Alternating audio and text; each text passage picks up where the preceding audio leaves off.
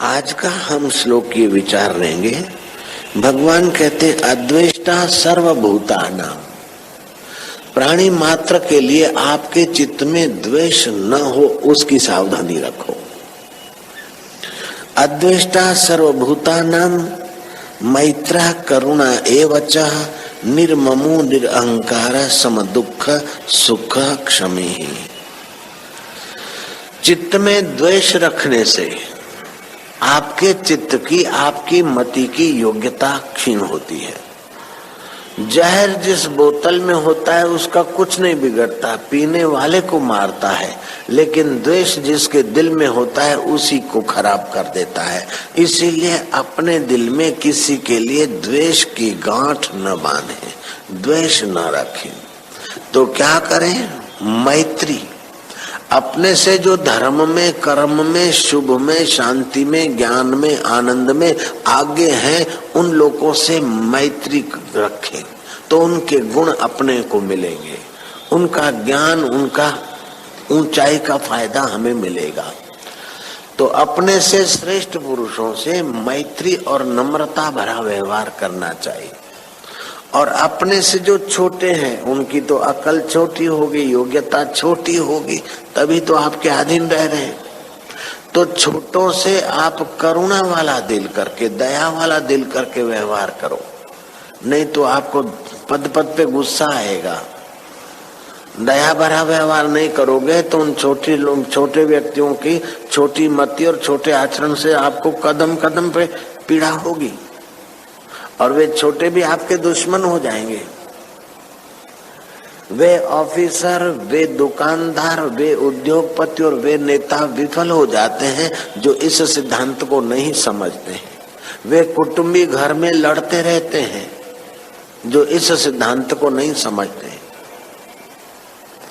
बच्चे गलती किया, बेटी ने गलती किया, पत्नी ने गलती किया, पति ने गलती किया, लेकिन ये सिद्धांत होगा तो आप एडजस्टमेंट कर लोगे। अगर सिद्धांत नहीं होगा तो अंदर में लड़ाई चालू हो जाएगी। हम घर में 4 आदमी रहते और बापूजी बनती नहीं, किसी ने कुछ कर दिया, भैया किसी ने कितना भी किया हो, लेकिन ये सिद्धांत तुम जानते हो तो करने वाले के टूने टोटके वाले की ऐसी तैसी हो जाती है और तुम्हारे घर में आनंद और प्रेम छलकेगा।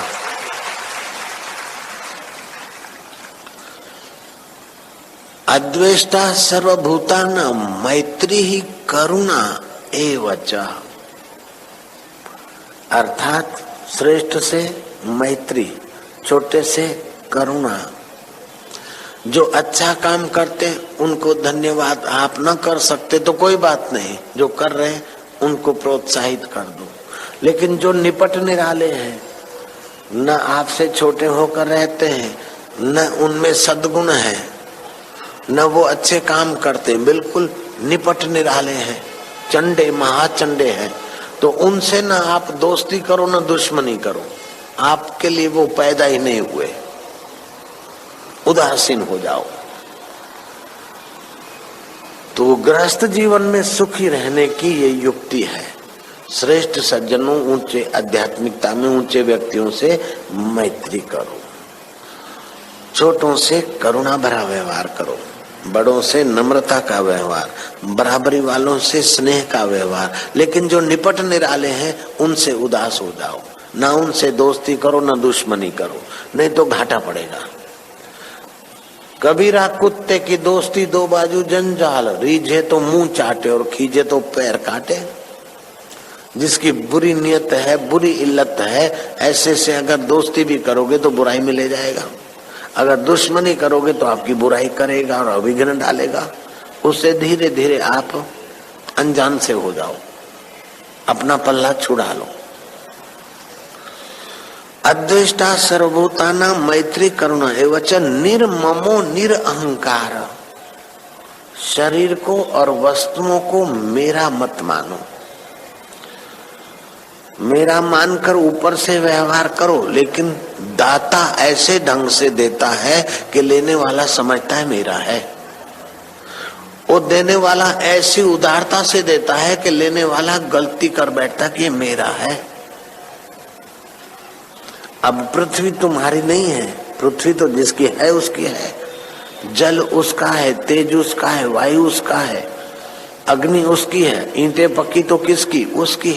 अनाज उसका है, उस अनाज से जो कुछ शरीर बनता है उसका है, लेकिन वो ऐसे देता है कि लेने वाला गलती कर बैठता है कि मेरा है। निर्ममो, निरअहंकार। इस शरीर में और वस्तु में ममता न करो, और इस शरीर की समझ में और मन बुद्धि में अहंकार न करो। अहंकार बड़ा दुखदाई है। अहंकार से भरकर जो आदमी करता है उसका करा कराया चौपट हो जाता है, अथवा करा कराया अल्प फल देता है। निर्ममो निरअहंकार। फिर जीवन है तो सुख भी आएगा, दुख भी आएगा, यश भी होगा, अपयश भी होगा, तंदुरुस्ती भी होगी, बीमारी भी होगी, जीवन भी होगा, मरण भी होगा। ये तो संसार है। निर्ममो निरअहंकार सम दुख सुख क्षमी ही। दुखद और सुखद अवस्थाओं में सम रहे। कभी कभी वो दाता हमें प्रतिकूल अवस्थाएं देता है। अनुकूलता की आसक्ति में, वाहवाही की आसक्ति में हम फंस न जाएं, इसलिए हमको कभी कभी प्रतिकूल अवस्था देता है। और जब तक प्रतिकूलता अवस्था तब तक देता है जब तक हम खतरे से बाहर नहीं निकले। जब हम खतरे से बाहर निकलते तो प्रतिकूल अवस्था भी शांत हो जाती। दवाई तब तक, इंजेक्शन तब तक, केयर तब तक लेता है डॉक्टर जब तक मरीज का रोग नहीं मिटा। ऐसे विश्वनीयता हमारा डॉक्टरों के बाप का बाप हमें प्रतिकूलता रूपी औषध तब तक पिलाता है जब तक हमारे मानसिक रोग नहीं मिटते, तब तक हमें प्रतिकूलता देता है। इस बहाने उसकी नजर में तो हम हैं, जयराम जी की, उसके ख्याल में तो है। हमें भले भगवान का ख्याल नहीं है, चलो हम नादान हैं, बच्चे हैं, हमें भगवान का ख्याल नहीं, लेकिन भगवान को तो हमारा ख्याल है। बच्चे को माँ का ख्याल नहीं, बाप का ख्याल नहीं, दादा का ख्याल नहीं, गुरु का ख्याल नहीं, लेकिन गुरु को, माँ को, बाप को अगर बच्चे का ख्याल है तो वो बच्चा देर सवेर चमकेगा। क्या फर्क पड़ता है? उसके ख्याल में रहे, उसके नॉलेज में रहे, इसलिए उसका स्मरण करे कि मैं तेरा हूं। एक नन्हा सा बच्चा माँ बाप का होकर रात को ए ऊ करता है, माँ जगती है, ए ऊ चालू रखता है तो बाप जगता है, फिर रोता है तो दादा और दादी भी जगती है और चाचा और चाची भी जगती है। एक नन्हा मुन्ना पूरे घर को लेफ्ट राइट दिलवा देता है। क्यों? कि उनका होकर ए ऊ करता है। ऐसे तो उसी का होकर ए ऊ कर, अपने अहम का होकर तो कर लिया।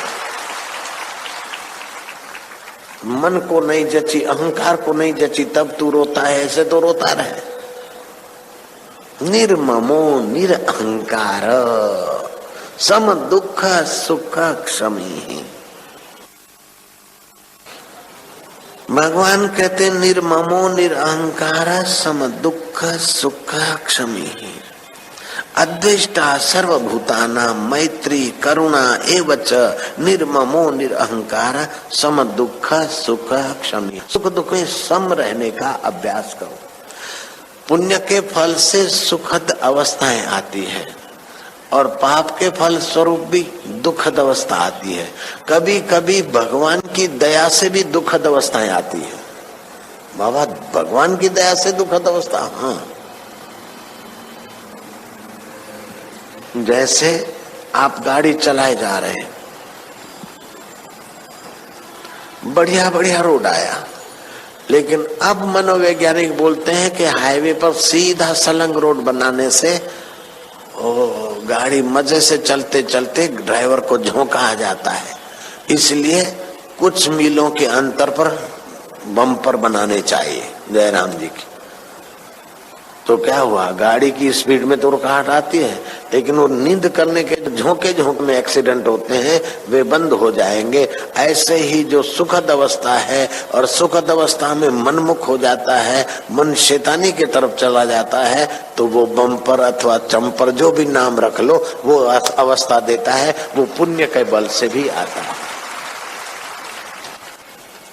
तो ये जरूरी नहीं कि पाप का फल ही दुख है, कभी कभी उसकी करुणा का फल भी दुख होता है।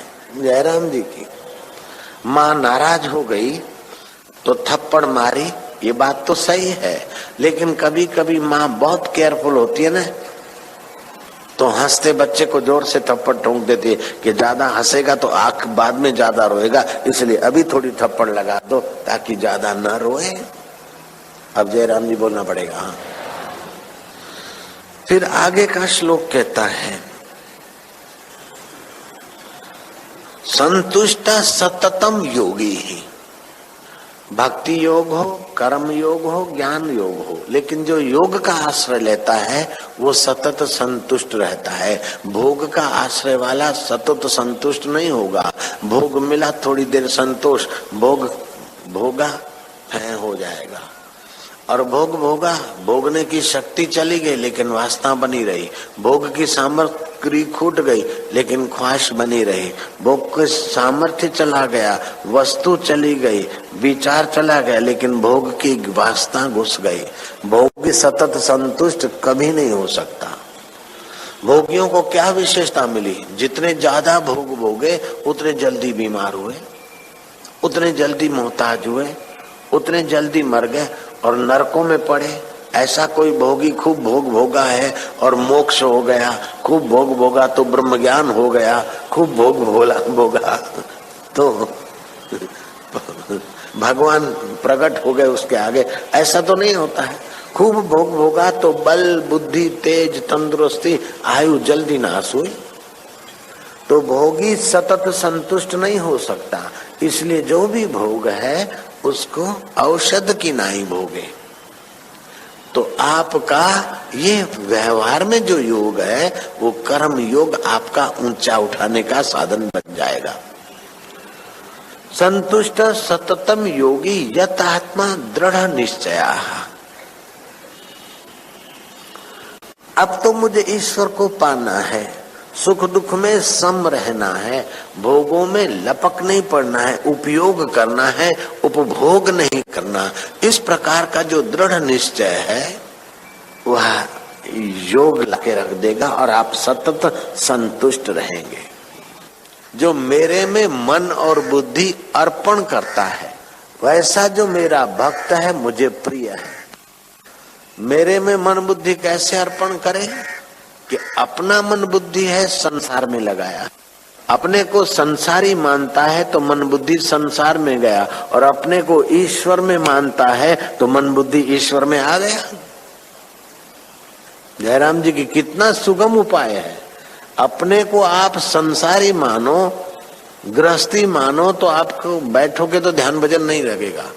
क्यों? कि आप बैठे अपने को तो मानते संसारी और मन बुद्धि भगवान में लगाते तो नहीं लगेगा जल्दी से। संसार में महत्व है क्योंकि आप अपने को संसारी मानते, देह में महत्व है, संसार में महत्व है, तो मन बुद्धि भगवान में जल्दी नहीं लगेगा।